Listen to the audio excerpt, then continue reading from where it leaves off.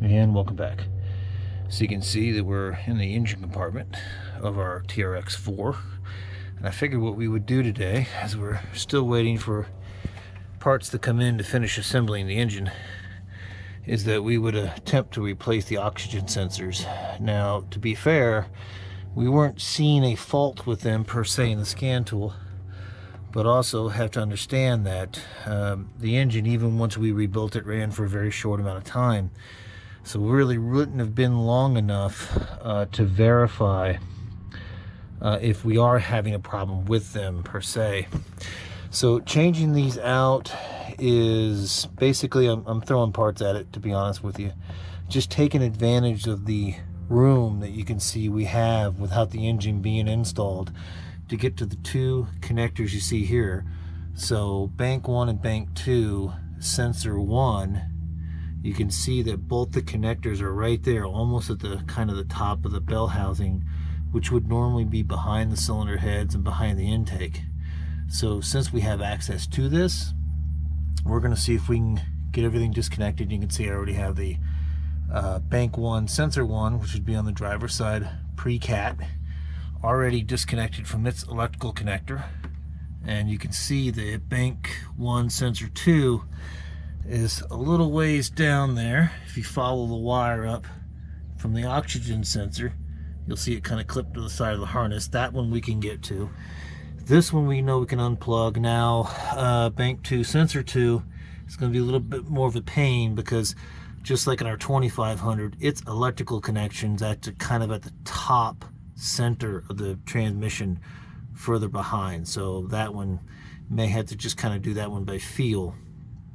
But we've got the first one disconnected. I'm going to soak these down with some penetrating lubricant, and we're going to see if we can break these loose. Thankfully, like a lot of other stuff on this truck, it doesn't seem too terribly rusted.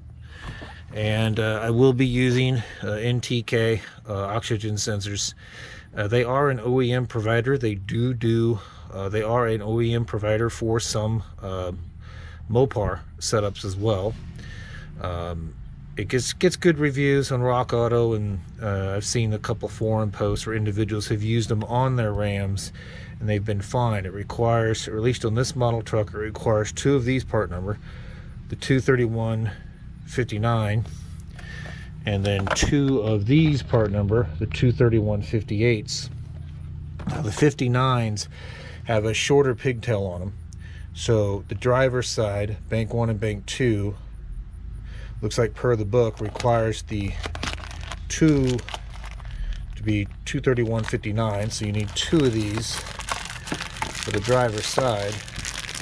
And you can see that's got a shorter pigtail. And the 158s, actually that's the other reason why I like NTK oxygen sensors. Not only does it come with a cap on it to protect the threads, because it comes pre-coated with anti-seize, but it also comes in a bag, as you can see here, to protect the sensor element from contamination. And that's the other thing, is that when you go to put these in, if you put any additional anti-seize on it, make sure you don't get it on the sensor element itself, because they can be damaged by it. And the 259s are, from my understanding, are pretty much the same oxygen sensor, just a longer pigtail. Because of the length of the connection. You can see the bank 2 sensor 1 right there on the cat has got to come all the way over and clip into that same area there. And also the problematic one that may be an issue to get to is also going to be on the passenger side, which is still bank 2 sensor 2 also needs it. So two 23159s for the driver's side, and two 23158s on the passenger side. So I'm going to work on getting these soaked down and see if I can get them cracked loose, and I'll bring you back. Oh, I'm sorry, I want to show you this as well. I picked up one of these kits. I want to see how well it's going to work. Put out by Powerbuilt. You can see the part number for the kit there. It comes with 3 types of oxygen sensor removal sockets. The two shorter ones, because I've had a gander at this kit already, the two shorter ones you see there, one of them is a 1/2 inch and one of them is a 3/8. And I'm not sure about the deep well. I'll have to take a look at that one. But I think we're going to have our best luck I don't know, possibly getting on there with one of the shorter ones, just based on the space we've got to work with. Yeah, we can easily reach everything, but we still have a little bit of space constraints. And if you're wondering what all the alligator clips are, just real quick, just doing some additional electrical testing over the weekend to make sure that we're taking care of all our fault codes. And all of the alligator clips you see here are creating the necessary grounds that are missing just due to the engine not being installed. Like I said before, when you're chasing electrical issues, power and grounds are the most important. And when you have an issue with the ground per se, like I said before, when it comes to vehicles that are driven a lot by computers, especially sensor values, a lot of those values can kind of go a little bit awry if your grounds aren't straight. So that's why you see all these temporary alligator clips taking what would have been a ground point probably on the engine as well as the transmission, and then just tying them into body ground on the truck so our testing wouldn't, throw some false positives. But with that being said, I'm going to get to work on these oxygen sensors and I'll bring you back. Thank you much. And welcome back. So thankfully what you see here is both pre and post cat oxygen sensors for the driver's side. This is one of the NTK replacements. You can see there, that's pretty much same length. Interesting enough, the sensor, sensor depth is about right. By the time it seats, it's about the same height as the original. And you can see they've just got a protective cap here because they've got some anti-seize pre-coated on these threads. Let's see, and like I said, for you individuals who live in the Rust Belt, I feel your pain. Thankfully, these broke free pretty quick. Like I said, it's not too terribly crusty underneath this truck, but for those individuals that are, my hopes are with you when it comes to doing this.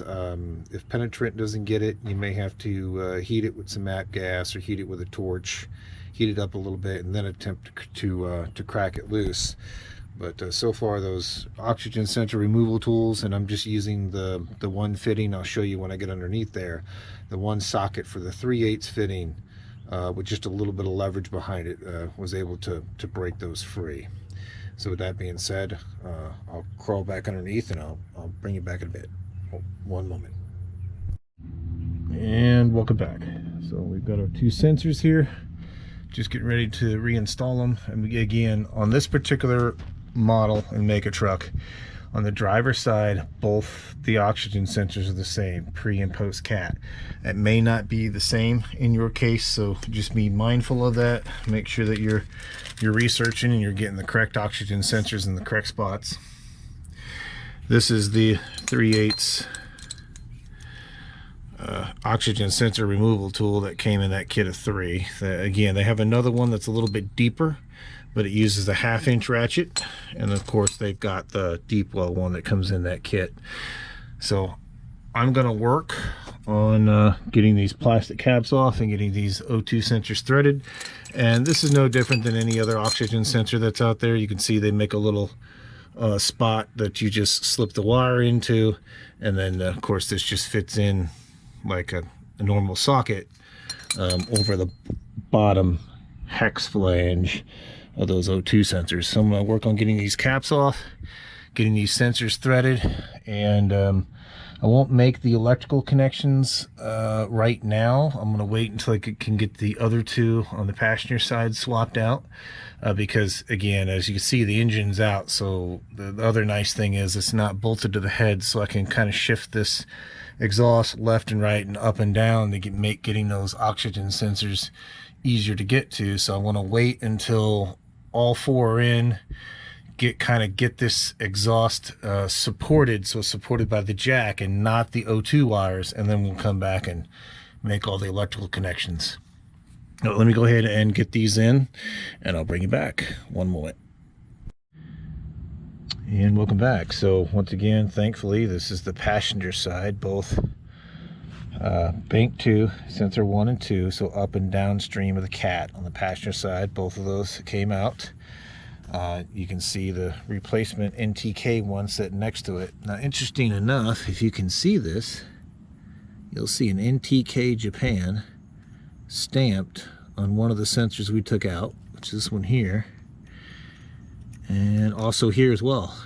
And we'll check the driver's side because now I'm curious. So both of these sensors potentially could have come OEM from the factory with NTK oxygen sensors, or they've been replaced before. Now, seeing that this truck has 190,000 miles on it, there's probably a likelihood that all of this has been replaced before. But you can see that our, replacement obviously matches those because those are the same type sensor. Now, once again, if you're in the Rust Belt, my sympathies and support is with you. Thankfully, those broke free with just a little bit of penetrant. The post-cat one that you see here on the passenger side, that one was a little bit of a bear. It actually took an application of some torque multiplier, if you know what I mean, on the end of the ratchet to get that one to break loose. Now, this is the one that from an electrical standpoint is a bit of a bear, just like on the 2500. It goes this way up here and connects on the top of this transmission housing.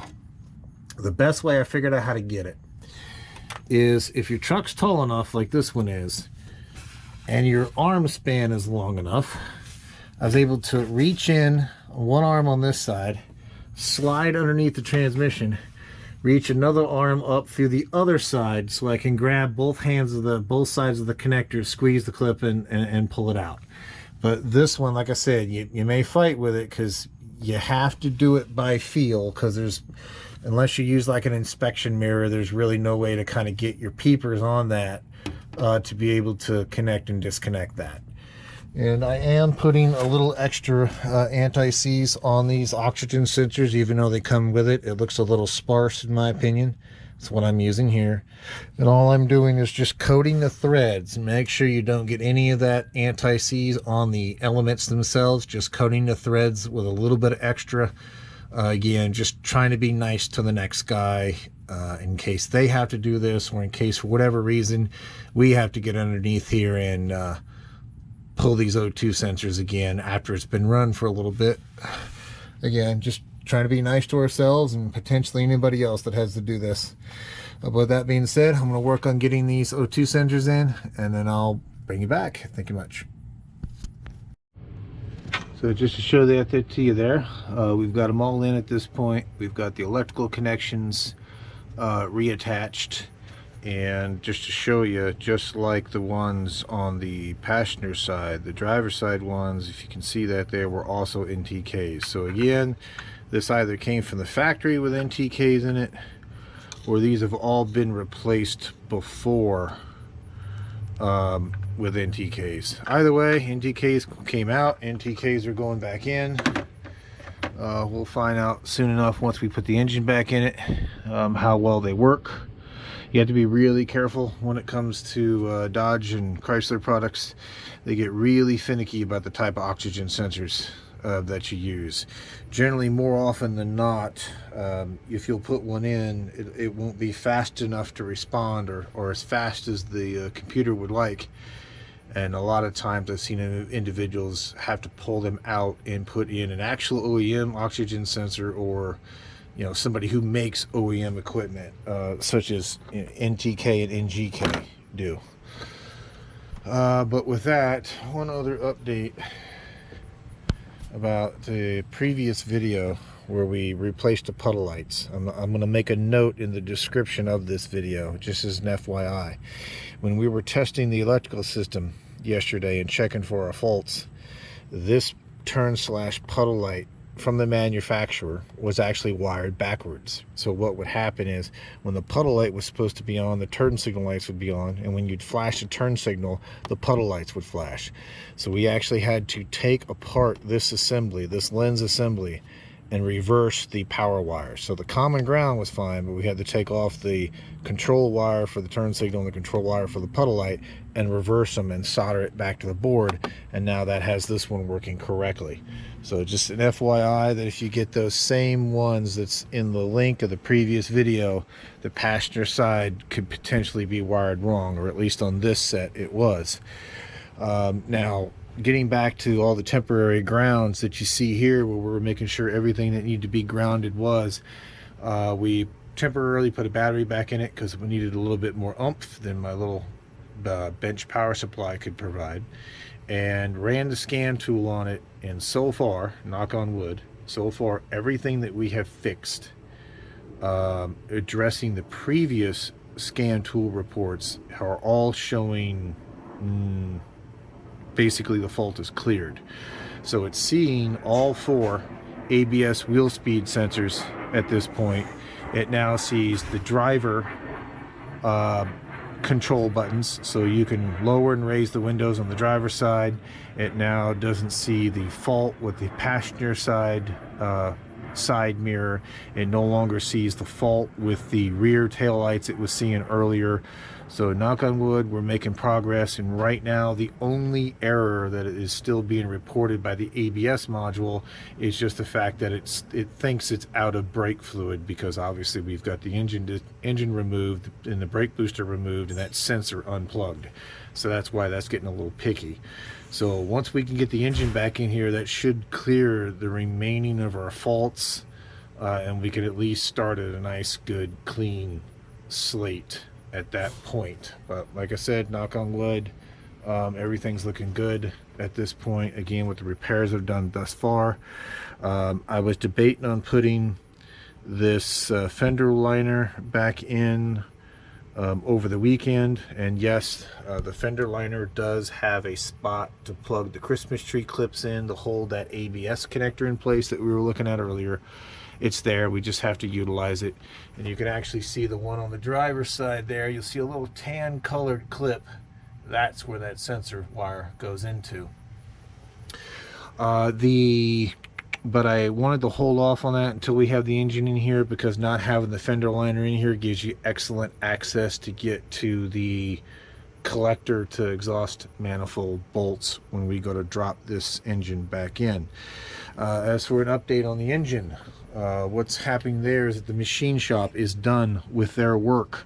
They have the short block completed and assembled at this point. They did have to bore the engine out 30 thousandths over. So from the research I could do online, from what I could see, 30 thousandths is the maximum overbore that you can do on a 5.7. And if anybody's a machinist that watched this and, you know, if that's incorrect, please put a comment below to correct that. But just to let you know, again, they bored it out 30 thousandths over, which meant bigger pistons, new piston rings, new connecting rods. They polished the crank, put new main bearings in, they put new cam bearings in as well. The cylinder heads checked out. They said they look good. They didn't need any, didn't have to do any surfacing work on them. They did not have to deck the block. They said the block in and of itself was fine. They do actually, what we were holding up on is, I'm still waiting for the replacement cam and push rods to come in. The lifters, the non-MDS lifters did come in the other day, but what the machine shop wants to do is to test fit the cam into the block and verify the new cam bearings have got the correct tolerances and everything is sitting where it's supposed to sit, which I thought was rather good of a machine shop, that they don't want to release the block until they can verify that, because they don't want me to start the assembly process and run into a fitment issue. So once we get that cam in and can get it down to them, let them do their last few bits and pieces of work, then we can get the short block back and reassemble it back into a long block.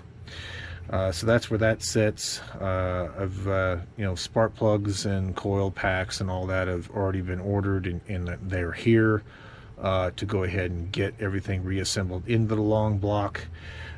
We've actually, at this point in time, chased down and corrected every electrical gremlin that was coming up on the scan tool report at this point. So we are done chasing wiring issues like we were for the headlights and underneath the dash and things of that nature. We're literally ready for engine assembly and to drop the engine back in at this point.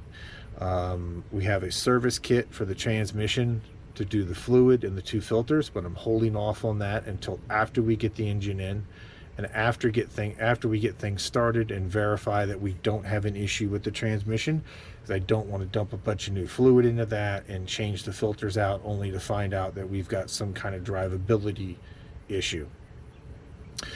So with that being said, yeah, it's taken a pretty long road to get here. It's been a lot of work thus far, but we're coming into the home stretch, which is nice. And at this point, like I said, we're just waiting for a cam and some push rods to come in.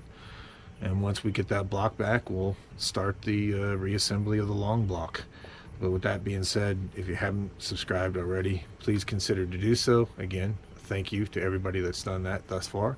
Still continuing to grow the channel and to allow us to do more and even more interesting things. And with that, I will let you go, and I will bring you back for the next one. Thank you much. Bye.